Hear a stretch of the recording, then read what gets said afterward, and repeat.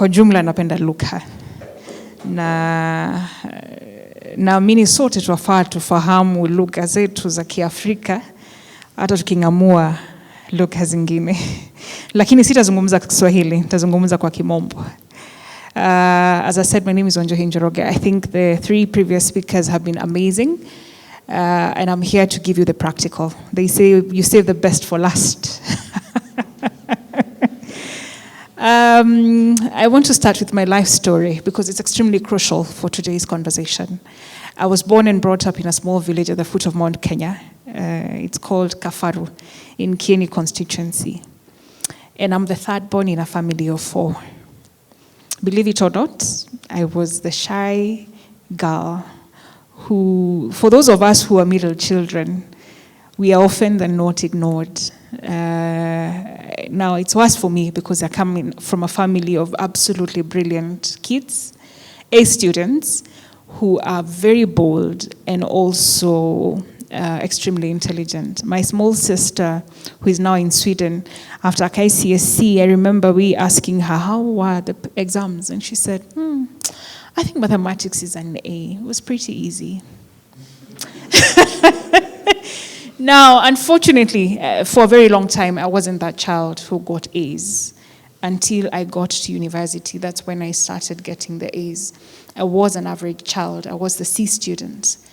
And I'm telling you this story in relevance because it links to today's conversation of starting and maintaining and growing together. And I want to remind you that it's been a journey. For me, it's been a journey to getting to where I am, and I will be coming to where I am today. But I want to take you on this journey so that you appreciate that it's actually a journey. And when you set your mind to it, as he said about mindsets, there is nothing we can't achieve. So I remember in 2002 when I had sat my KCPE, the NAC government was just coming into power. So it's a very critical moment because that's when the Moi government came to an end and we started a new era when Kenyans were termed as the happiest and the most hopeful in the world because the Kibaki government had taken power. And this is the first time I was exposed, but this is also the first time we were buying a television. As I said, I was born in a village. I'm a village girl. And I remember watching, and then we used to stay at home for I think a month before joining high school. And I remember paying a lot of attention. As I told you, I come from a family of very bold people, very talkative. At times when we go home, my father says, I either switch off the TV and listen to you, or we watch news. You choose one. And of course, being your father, you keep quiet for 2 minutes and then you start making a lot of noise. So we love politics. And so we were very invested in the politics. And this is the first time when I was seeing the likes of Betty Tet, Lina Jabi Kilimo, Martha Karua. And I would always tell myself, remember, I'm very shy, not talkative at all. I was a very quiet child. But I would take long showers. I still do. But those days I would take long showers and I would speak to myself and I would pretend that I'm speaking to crowds of people. And I would say, one day I'm going to be this woman. I'm going to be these women. I will be talking to these people. And I remember one particular incident. There was a plane crash and the likes of Lina Jabi Kilimo were involved in that plane crash. And I remember people from Lina Jabi's Kilimo home coming to visit her. Her constituency came to visit her, and that thing touched me somewhere, and I said, one day I'm going to be this woman. Not the accident part, but this connection, this connected with my people. Fast forward, I joined high school, and when I joined high school, that's when my leadership was spotted. They made me the deputy head girl in Form 2. And this is an ordinary village school. We didn't even have pavements. We had, when it rained, we'd always wear gumboots because the mud, and this is in Narumoro. So, but they made me the deputy head girl in Form 2 and eventually becoming a head girl in Form 3.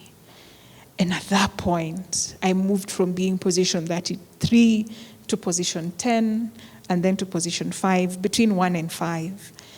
Just because of somebody believing in me, seeing the potential in me. I think that did something in me. After that, I joined the University of Nairobi, and then I came out to the world. Then there was Facebook. I joined Facebook, and I remember my sister's friends. As I told you, I come from a very aggressive family of people who know what they want and they go after it.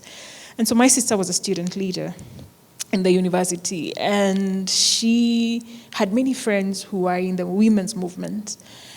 And I wanted to be that woman. I wanted to be my sister. And so I would emulate her a lot, so much so that when I joined the University of Nairobi, I did the same course that she had done, only adding communication to it, because as I told you, I love languages, I love communication. And then she would introduce me to her friends. And funny enough, her friends would become very closer to me now than they were to her, but I would quietly follow them. You know, those that I wanted to be like, I would quietly follow them, and I would see them visiting different countries.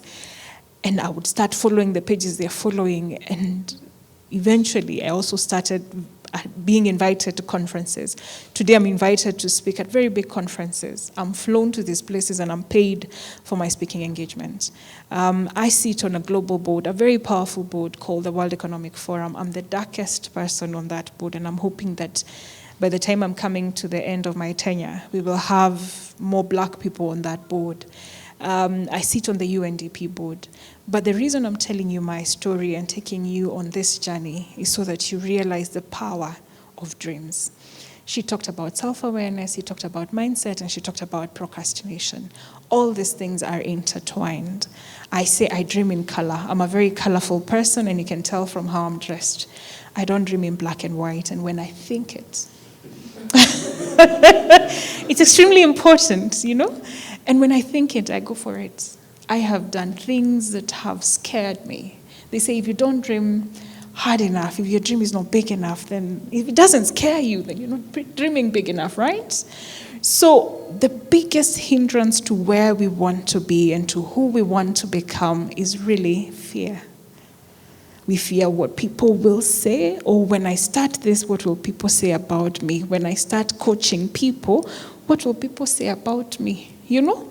And I want to give you a short story. There's a professor like him who had research, and so he had 4 frogs. And he wanted to see if a frog can climb the wall. And of course, because like in Kenya, you start something so small, you start doing something and there is already a crowd. I think you're very ahido. Don't quote me. So anytime the frog would start going up, people would start making a lot of noise, and the frog would come down. 3 did that. The 4th one went all the way up. And so the professor was like, why did this one go and the others didn't? Only for the professor to realize that it was deaf. It couldn't hear the noises. You see, so the reason as to why we don't start is because we fear that what will people say about me? But people will speak anyway. I mean, when you get married, I'm not married. And so people are constantly poking their noses in my business, and they're always asking me, so when will you get married? Does my marriage have anything to do with you? But the minute I get married, and I'm very close to my mother. My parents and I are very, very close. And anytime, like I'll go home over the Christmas holiday, and she'll ask me, is there somebody? And you know, I laugh because she's very invested, and she has the right to be invested because she has the best interest at heart. But I tell her, Mama, you have 2 options. I have 2 options here. 3 actually. I might bring somebody, and then I will cry. I'll be calling you crying. I may not have somebody, and then I will come here and I am crying always and tell you, Mama, please, I've not found a husband. Please pray for me. Then the other option is finding the right man, and we'll be happy together. So which option do you want? And she says the 3rd one. I say, yeah, I believe I'll get married. Mama, I believe you walk me down the aisle. But if we rush it, we might land something that we don't want to be happy. But besides the point, so the minute you don't get married, if today I was to decide to get married because it's societal pressure, and then I get married to the wrong person, then, nahange harakisha. Na tulimwambia. You know, people are always very opinionated about things they should not be opinionated about, right? So the reason as to why we don't start, one of it is fear of what people will say. The other one is fear of failure. But I want to tell you something today because I've lived it. I have set my mind on things. And I have achieved it. Today, my legs are really hurting. My muscles are hurting. In fact, she said, stand up, and I nearly cried because standing and sitting is a problem. I was very big thanks to COVID last year. I gained so much weight. I was 86 kilos in January. And I said to myself, I hated how I looked.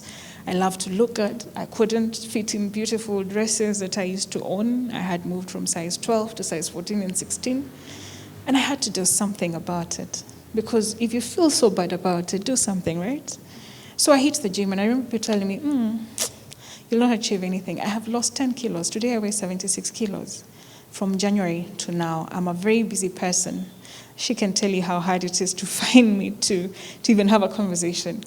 But I have achieved it. I took a break for a week because I had a major event I was planning, and then I rested for a week. I resumed the gym, and the pain, but there is a word, consistency.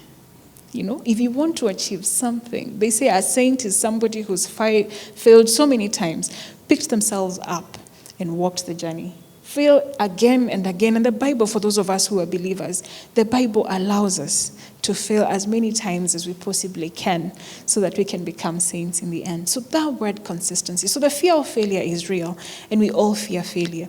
But I have learned that anytime, I have allowed my magic to shine, my light to shine, magic seems to happen. And it's a beautiful magic. So anytime I say jump, it's like the heavens conspire in my favor.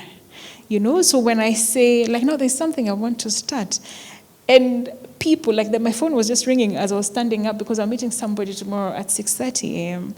And it's the heavens conspiring in my favor. If you never start really, you will never know whether you succeed or you fail. What's the worst thing that can happen? Why are we too rigid that we fear that we're going to fail? It's okay to fail. I am an entrepreneur. I have been in business since 2013. Before I graduated, I had started my business. And I have failed so many times. My God. My mother asks me, why do you hold on to a hot sufuria that's constantly burning you? But I'm like, Mama, you don't understand. Today she looks at me, she said, you knew what you were doing. But those days when I started, and it's not easy, last year I lost a contract. A contract went south and I lost so much money.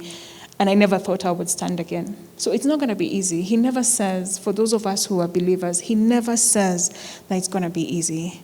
But he promises to be with you through the journey. I am a Kikuyu, and I love Kikuyu worship. And there are two singers that I love. One is called Phyllis Mbuthia, and the other one is called Shirowaji P. And they have sung music that speaks to fear.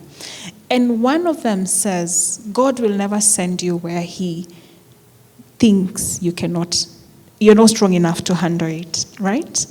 And so the beautiful diamond, we all want to own diamonds, but for the diamond to look as beautiful as it has gone through the fire, the smelting, for it to look that good. And so when you want to be like somebody, she started by asking us, who do you want to be like? And for me, one of those people is my mother, because she's a resilient woman. She's a simple primary school teacher. And she tells me before 1997, they used to earn less than 10,000. She has 4 children. They had such meager salaries, but I don't know how they made it work, because teachers, I think they are miracle workers.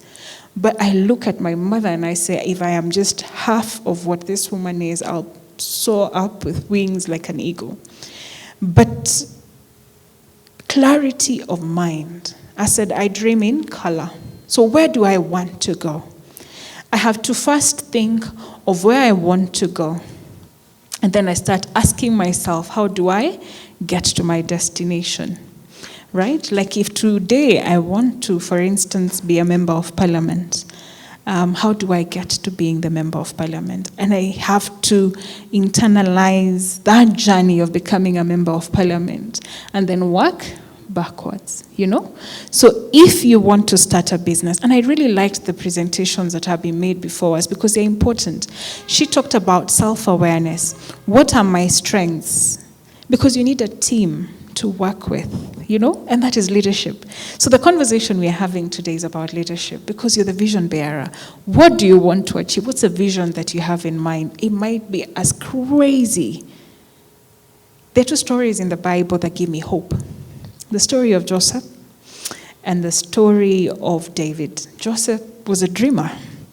And he would tell the father, someday you will bow to me or before me. And they would dismiss him as a dreamer. The story of David, you can imagine somebody coming to your home and asking to meet the sons of your father, and your father displays all of them but you. And then Jesse says, there's another one who is not among them. I said, yes, that one. He's in the bush grazing. Those two stories encourage me because God uses those who are not favorable before the eyes of man so that he can glorify himself, right? And so it doesn't matter how crazy, how weird your dream is. Start it. Just do it. And as I said, I'm a lover of languages, and so there's a saying in my mother tongue that goes, Bariageka, the tribe of the doers. I will do, but they never do. There are two things, there are two possible outcomes to everything that you want to do. One, it might fail, but it can also be successful. But you will never know unless you start. We fear failing so much, but it's from failing that we learn. Now I know. I burnt my fingers last year so bad that I never thought I would stand again. But I know there are things I would not touch. There are contracts, even if you were to tell me it's 100 billion, I will look at it, I will smile, and I will walk away because that is not my lane. I have learned to stick to my lane, to stick to what I know. But does that mean that I'm not going to do business again? No. I have cast my net into the water and I have caught fish again. I have expanded my horizon and I have imagined beautiful things and I have seen that they are actually possible. I can actually achieve them.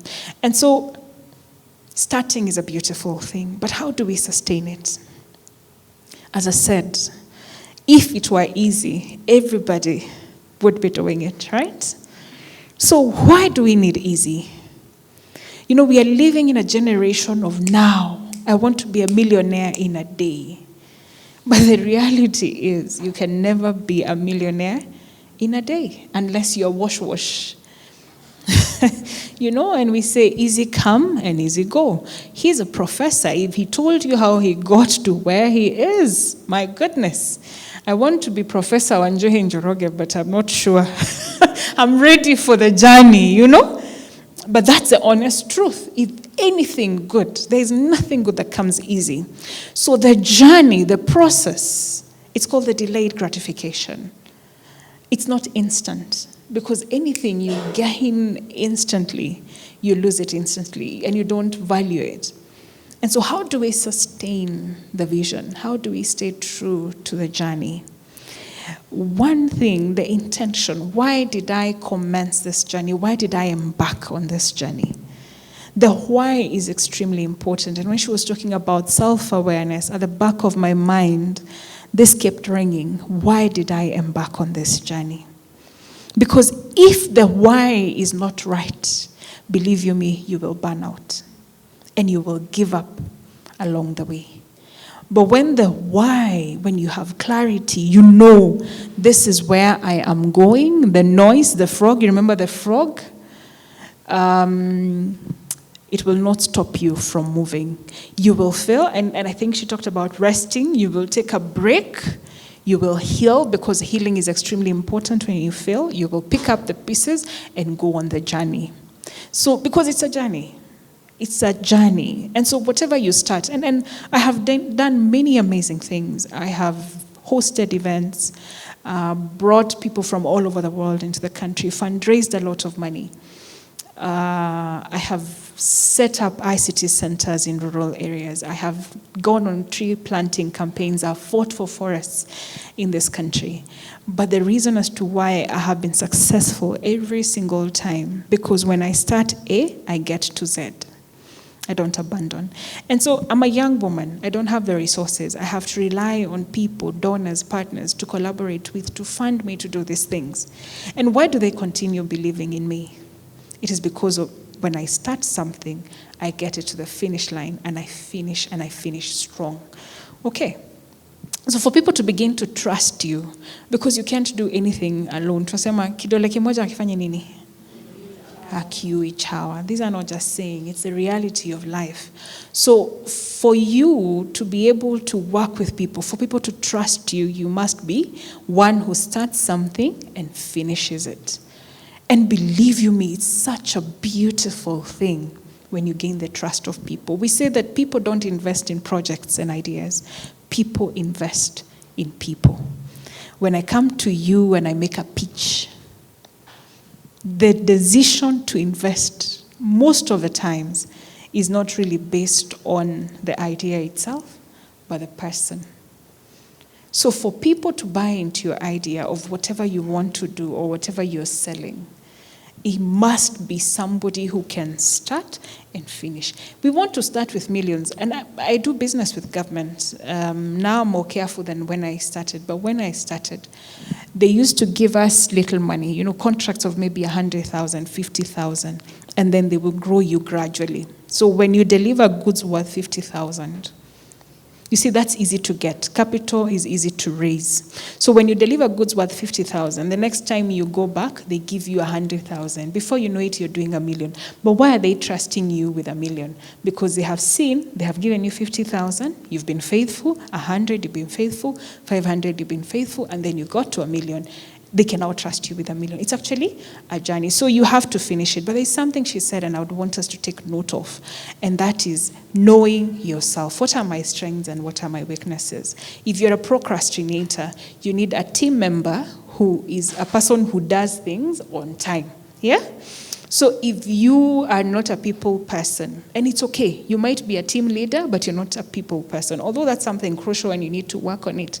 As you're starting, get somebody who shares your ideas, who shares your vision, who buys into your vision, who complements what you lack. So I think for me, when you start something, the reason as to why people will believe in you, and believe you me, nobody will give you 1 million when you start. People will start you small, and 1 million might be money, or it might be coming to your event, like now this event that you've started. If you were to tell us the story of the event, this event, you probably didn't have as many people as you do today. But consistency and the fact that you can actually deliver on what you said you will deliver on gets you trust, and people keep coming. People, at first you'll be alone. Even when Jesus was calling the 12, he started small and then you expand. Even a church, when you're starting a church, for instance, you start with a few members. Then you start preaching, you continue preaching, and you have many people. So there is no way. So for people to believe in you, you have to finish. So finishing is extremely important. And how do you finish? Again, the why. If your why is wrong, any wind that blows this side, remember the foundation is extremely important. So the foundation you lay, and that is why they talked about self-awareness, they talked about mindset, and they talked about procrastination. So the foundation, if your house is not built on a firm foundation, does it stand? No. So any wind that blows to the left, unasikia coil ziko na pesa, you move to coil, yeah? Unasikia hii pesa za online zinaitangwa nini? Unasikia huko ndiko pesa iko. Unasikia GNLD, and all these things are right, yeah? But even all these things, even if you're doing network marketing, you have to build a team. That's not done overnight, right? So all these things, you have a firm foundation and you must stick to it. Because if that firm foundation is not there, when I come and tell you, hapa kuna pesa, mimi kama ni wewe singeingia. Because they will be there. These people are there. The people who are always very opinionated, but they never do anything for themselves. So you wonder, so why are you not doing it yourself if you feel that this is where 1 billion is going to be made easily? So if your foundation is not firm and your why is not clear, clarity of vision, intentionality, if these things are not in place, trust you me, you'll not go anywhere. So I think I'm going to end there. I can talk until Jesus comes. Thank you very much for the opportunity.